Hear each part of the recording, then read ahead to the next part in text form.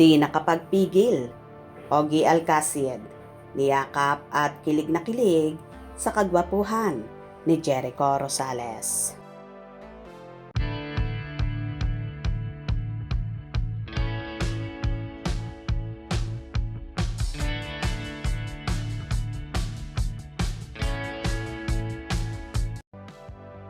Nag-trending nga sa online world ang pag-guess ng Asian drama king at kapamilya actor na si Jericho Rosales sa noontime show na It's Showtime. Pinagkaguluhan nga ng mga taong naroroon ang actor habang hinarana ang lahat. Samantala, hindi nakapagpigil na tila kilig na kilig ang isa sa mga co-host ng naturang show na si Ogie Alcacid. Nakita ng actor kung saan niyakap pa niya ang bida ng Quezon movie na si Echo.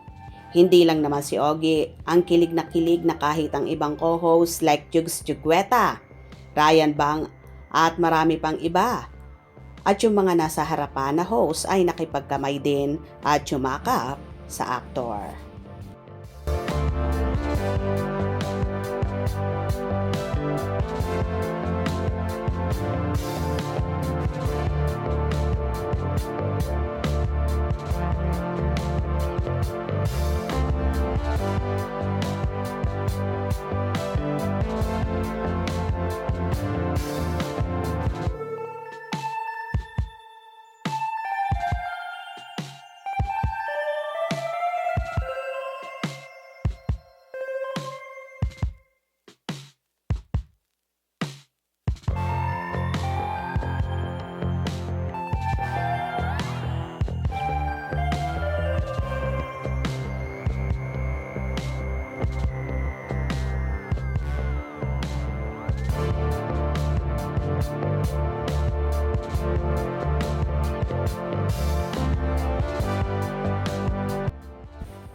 Tuwang-tuwa rin ang mga audience nang makita nila ng personal ang actor na so gwapo talaga at malakas ang appeal na kahit 46 years old na ay aakalain mo pa rin teenager si Echo na parang lalong bumabata.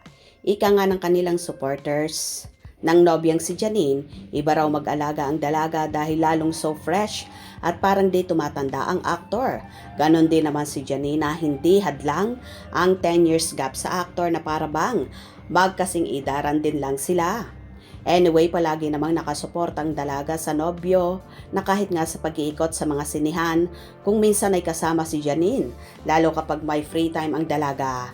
Ayon pa nga sa ilan, tila si Janine ang lucky charm ni Echo kung kaya lalong naging in demand, desirable, yummy.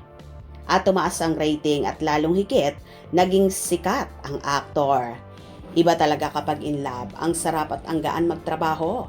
Kaya abangan natin sila dahil may mga projects silang gagawin together. Na ngayon pa lang ay sobrang excited na ang kanilang mga fans. Kaya abang-abang tayo sa maiinit pang ganap at pasabog ng Econin na for sure, ma-in-love kayo ng todo. Kung nagustuhan nyo ang video na ito, comment down below.